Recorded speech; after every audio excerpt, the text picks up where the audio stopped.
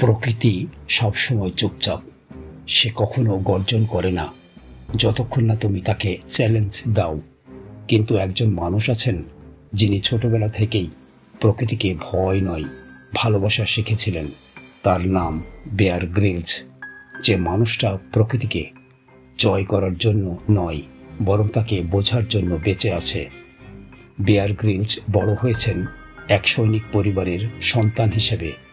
বাবা তাকে শেখাতেন সাহস মানে ভয় না পাওয়া নয়, ভয়কে মোকাবেলা করা। তরুণ বয়সে তিনি ব্রিটিশ আর্মিতে যোগ দেন। প্রতিদিন পাহাড়, নদী, বরফের সঙ্গে লড়াই করে তৈরি হচ্ছিলেন এক অভিযাত্রী।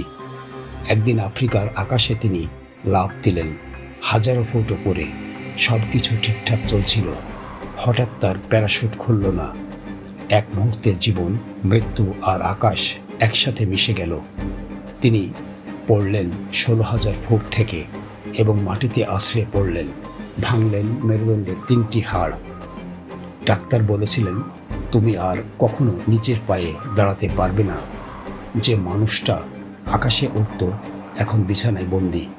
দিন কেটে যাচ্ছিল কিন্তু তার ভেতরের আগুন নিভে যাচ্ছিল না। একদিন বিছানায় শুয়ে থাকতে থাকতে তার চোখ পড়ল দেয়ালে থাকা এক ছবিতে, মাউন্ট এভারেস্টের ছবি। তিনি তাকিয়ে বললেন, আমি শুধু হাঁটব না, আমি আবার পৃথিবীর চূড়ায় দাঁড়াবো। এই ছিল নতুন জন্মের শুরু। প্রতিদিন একটু একটু করে তিনি নিজের শরীরকে জাগালেন।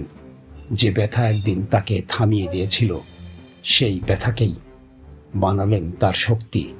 তিনি জানতেন প্রকৃতি সবসময় সুযোগ দেয়, কিন্তু শুধু তাদের যারা হাল ছাড়ে না।